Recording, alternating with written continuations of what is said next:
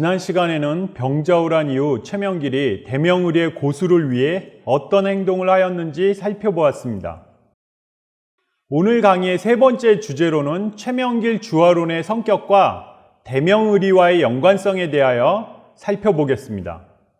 먼저 정묘호란과 병자호란을 전후한 시기의 당시 조정의 분위기를 알 수 있는 두 개의 사료를 검토를 할 텐데요. 첫 번째는 장유의 문집에 나오는 사료입니다. 장유는 정묘호란 당시 조정의 분위기를 이렇게 회고하고 있습니다. 그 당시에 오랑캐 군대가 광화도에서 100여리밖에 떨어져 있지 않은 평산에 주둔하고 있었는데 행조의 수비태세가 워낙 빈약해서 사람들이 두려워하며 벌벌 떨고 있었다. 그리하여 척화를 주장하는 사람들이라 할지라도 겉으로는 큰 소리를 쳤지만 속으로는 화의가 성립될 것을 실로 바라고 있었는데 다만 실속 없이 떠들어대는 주장에 희생될까 두려워한 나머지 감히 분명하게 발언을 하지 못할 따름이었다. 그런데 유독 최명길이 이러한 사태에 직면하여 문득 앞장서서 그 말을 꺼내면서 주저하거나 피하는 것이 없었는데 끝내는 이 일 때문에 그만 탄핵을 받고 물러나는 신세가 되고 말았다. 자, 이런 기록이 장유의 문집인 계곡집에 실려 있습니다.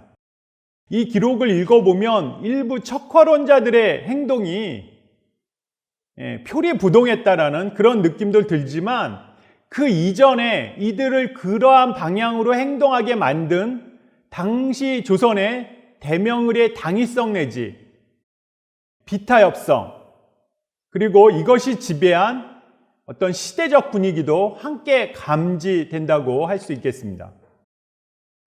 그 다음 두 번째 사료는 병자호란 직후에 장유에게 보낸 최명길의 편지입니다.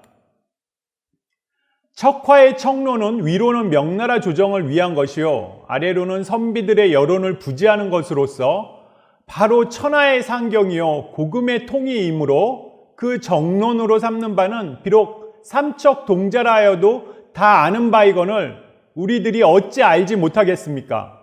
너무도 고통스럽고 세상일의 어두운 선비인 저로서는 척론을 진정시키는 어려움이 백등, 이거는 한나라의 고사인데요. 한 고조 유방이 오랑캐에 포위되었다가 풀려난 곳입니다. 백등의 포위망을 푸는 것보다 더 심합니다. 그래서 불갑을 그 얘기를 조금 억제한 후 그 동정을 보아 서서히 그 죄를 풀고 다시 등용하는 길밖에 다른 방법이 없을 듯 합니다. 척화론자들의 이제 처벌과 사면에 대해 얘기하고 있는 것이죠. 형의 의향은 어떠하십니까? 형은 이미 나라를 보존하는 일에 저와 함께 동참하시고 또 한편의 척론도 겸하였으므로 이같이 우러러 상의하는 것입니다. 이런 사료가 최명길의 문집인 지천 속집에 실려 있는데요. 위의 사료에 보이듯이 척화론자의 처벌을 주도한 최명길조차 척화를 척론 또는 정론으로 인정하는 정도였고요. 집권 후에도 척화론에 포위되어서 원활한 정국 운영에 애를 먹고 있는 실정이었습니다. 그러니까 병자호란 직후에도 이런 상황이었다는 거죠. 따라서 그는 자신의 절친한 친우이자 척론의 지지를 받고 있었던 장유에게 서신을 보내 조언을 구하는 한편 그다음 장유는 당시 상중이었는데요. 그러면 조정에 출사를 하지 못하는데 임시로 출사를 허용하는 그런 조치를 기복이라고 합니다. 기복하여서 다시 조정에 출사하여서 자신에게 힘을 보태줄 것을 권유를 하고 있었던 것입니다. 자, 이렇게 당시 조선의 척화론과 대명의리에 대한 아주 절대적이고 이런 보편적인 지지를 하는 분위기가 있었다는 사실을 확인할 수 있고요. 그 다음에 정묘호란, 병자호란 당시에 이제 척화론의 주도자들을 살펴보면 우리의 선입견과는 달리 반정공신 출신이라기보다는요, 언강과 유생이 주도했다라는 사실을 알 수가 있습니다. 따라서 주화론자들은요, 굉장히 좁은 정치적 입지를 갖고 있었습니다. 뭐 최명길이라든지 이규라든지 김유라든지 주화론을 주장하면서 조정 내에서 굉장히 많은 비난과 공격을 받았다는 사실을 확인할 수 있고요. 또 하나 이제 주목해야 될 점은 이렇게 척화론과 대명의리에 대한 어떤 절대적인 지지의 분위기가 있었기 때문에 척화론을 주장하는 것은 본인의 의도와 상관없이 또 본인이 의도했을 수도 있는데요. 이렇게 명예를 구하는, 이게 또 정치적인 신뢰로 연결되는 그런 구조도 분명히 존재했다라는 거죠. 이것은 이제 후대의 기록이긴 하지만 사막사와 관련된 논의 중 현종대 허적의 발언에서 굉장히 잘 살펴볼 수가 있습니다. 그 당시에 나라의 이해를 돌보지 않고 다만 야단스럽게 다투어 과격한 일에만 힘썼습니다. 그 가운데 비록 절의를 지킨 사람이 있기는 하였지만 대부분은 분위기에 휩쓸린 논의였습니다. 이거는 아까 장유의 기록, 최명길의 기록에서도 반복적으로 지적되고 있는 부분입니다. 어떤 척화론에 대한 보편적인 지지를 알려주는 또 하나의 기록이 있는데요. 이 당이통약이라는 기록은 이 후대에 쓰여진 당론서이긴 하지만 여기에 보면 이런 기록이 나옵니다.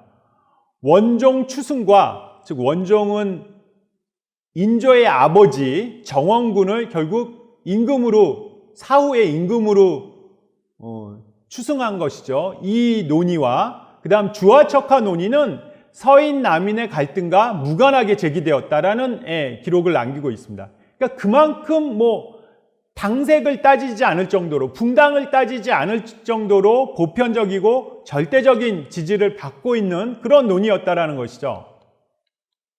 자, 상황이 이랬기 때문에 바로 척화론과 대명의리는 한 개인의 정치적 행적을 평가하는 절대적 기준이 되었던 것입니다. 그래서 바로 인조반정의 명분 중 하나로 제기돼서 광해군의 어떤 행적을 평가하는 그런 기준이 되었던 것이기도 하고요. 그런데 중요한 것은 이렇게 척화론과 대명의리에 대한 지지는 절대적이고 보편적이었지만, 자, 누가 척화론을 지지했고 고수했고 누가 대명의리를 어겼는지, 자, 이런 어떤 대상을 선정할 때는 당파성의 개입의 여지가 있었다라는 것도 같이 기억해야 될 것 같습니다. 이건 이 김유, 최명길에 대한 송시열의 상반된 평가에서도 드러나는데요. 지금까지 배웠다시피 김유나 최명길은 결국에는 주화론을, 최명길이 미리 앞서부터 이제 주화론을 공개적으로 주장한 차이는 있지만 주화론을 결정하고 이것을 관철시킨 조정의 두 실세였는데, 여기에 대해서 송시열은 최명길에 대해선 이 사막사전을 서술하면서 굉장히 강렬한 비난을 하고 있는 반면에 김유에 대해서는 남한갑, 척화파인 남한갑은 김유를 굉장히 비난했지만 송시열은 그렇지 않았습니다. 김유에 대해서는 달권, 즉 권도를 통달했다라는 식의 굉장히 호의적인 평가를 내렸던 것이죠. 그리고 또 하나 이제 기억해야 될 것은 바로 최명길의 인식과 태도입니다. 주화론을 주장한 최명길은 이후에 또 반복적으로 강화, 후군과의 강화, 청과의 강화는 상도가 아니라 권도, 즉 임시 방편이었다라는 점을 계속해서 언급을 하고 있고요. 그 다음에 최명길 자신은 대명의리에 대한 부정이나 비난을 한 적이 결코 없습니다. 다만 대명의리를 지키기 위해서 어디까지 희생해야 되느냐, 그리고 그것이 어떤 행동으로 나타내야 되느냐, 이 문제에서 이제 척화론과 입장을 달리했던 것으로 보이는데요.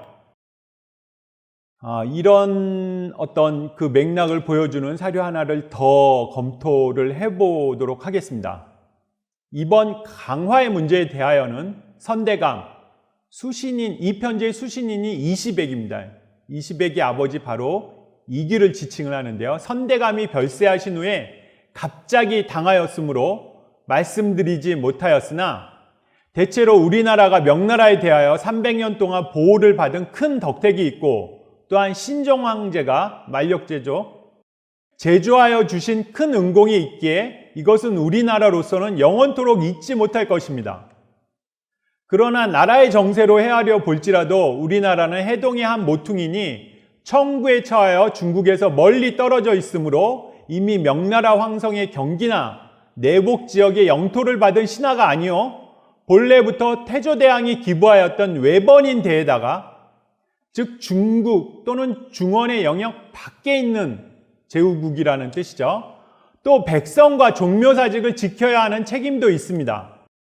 따라서 우리 제후국의 나라를 지켜서 보존할 것을 생각하지 않고 임금으로 하여금 한갓 융통성 없는 마음을 품게 하여 명나라를 위해 충절을 세워야 한다는 것은 필부가 작은 개울이나 도량에 빠져 죽는 것과 같은 도량에 불과하며 결코 춘추에서 말한 바 각각 그 임금을 위한다라는 대의가 아닙니다.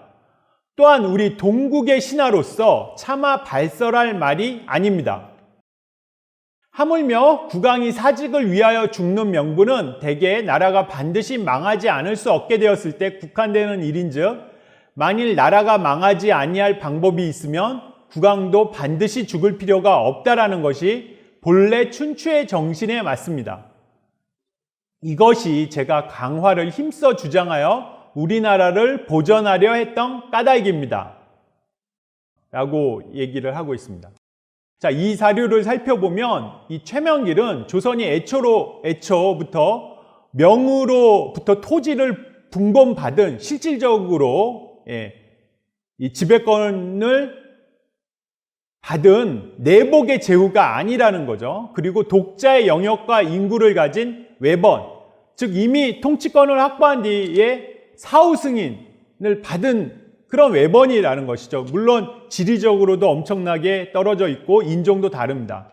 이런 바로 외번이기 때문에 대명의리의 준수를 위해서 나라가 망할 그런 의리는 없다고 주장을 했던 것입니다. 나아가 춘추를 인용하면서 제후국의 신하가 자신의 임금에게 황제를 위하여 끝까지 충절을 세워야 한다고, 그러니까 끝까지 충절을 세운다라는 것은 세우다가 죽는다라는 뜻이죠. 나라는 망하고. 이렇게 권하는 것은 결코 옳지 않으며 나라가 아직 그리고 망하지도 않았는데 임금이 죽어야 할 의리도 없다고 주장을 했습니다. 근데 사실 이런 발언은 주와 척화를 막론한 이제 조선의 군신들이 관행적으로 죽거나 나라가 망하더라도 대명의리를 고수해야 한다고 말하던 그런 그 명분에선 크게 후퇴한 것임에 분명합니다. 그렇지만 지금까지의 어떤 행적을 살펴볼 때 최명길이 대명의리를 부정하는 입장에 있었다고 보기는 어렵습니다. 그는 다만 독자의 영토와 백성을 통치하는 외번제후국 조선이 명나라 황제에 대한 의리를 어느 선까지 희생하면서 지켜야 하는가라는 사안에서 척화론자들과 견해를 달리 했던 것입니다. 그러나 이제 척화론자의 입장에서 볼 때는 칭신이 표기된 국서까지 바치면서 인조가 출성해서 3배 구고두까지 하면서 이건 전부 다 이제 4대 예, 또 혹은 4대 명분을 어긴 것이죠. 이렇게 달성된 국가의 보존은 어떠한 경우에도 정당화될 수 없기 때문에 반대를 했던 것이라고 해석할 수 있겠습니다. 자, 이런 그 논의를 전부 다 정리해 보면요. 기존에는 이제 척화파는 대명의리의 명분을 주장한 자들이었고, 주화파는 국가의 안전과 백성의 안위를 주장한, 이런 실리를 주장한 사람들이라고 이렇게 아주 대비되게 나눠서, 그리고 사실은 이렇게 되면 이제 어떤 공통 요소는 얻게 되는 거죠.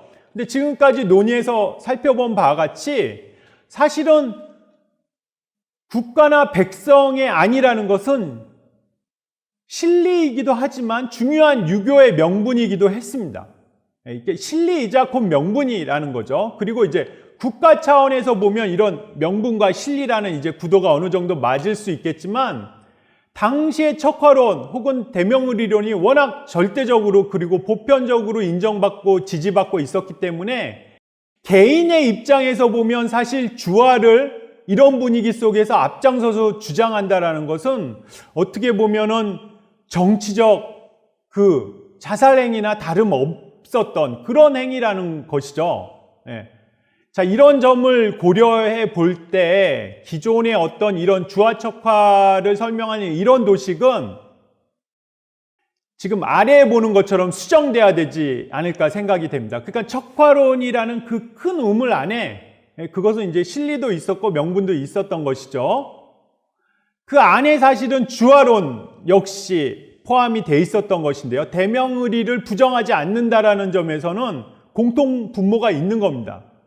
실리와 명분을 다 갖춘 주화론이 있었는데, 다만 이제 척화론과 주화론이 차이 나는 부분은 대명의리를 지키기 위해서 어디까지 포기해야 될 것이냐 라는 부분이 이 척화의 큰 동그라미에서 주화를 제외한 부분이라고 할 수가 있겠습니다. 이 부분에서 척화론자들은 나라가 망하더라도 그 4대의 예를 다 어기면서 이렇게 보존된 나라는 의미가 없다라는 주장이었고, 주화론은 거기에 대해서는 동의를 하지 않았던 것이죠. 그것의 중요한 근거와 명분은 바로 조선이 내복의 제후국이 아니라 외복의 제후국이었다라는 이제 논리로 자신의 입장을 변호를 하고 있었던 것입니다.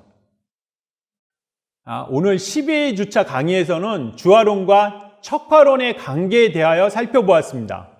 다음 시간에는 척화론 제기와 대명의리 지속의 동력에 대해서 살펴보겠습니다. 감사합니다.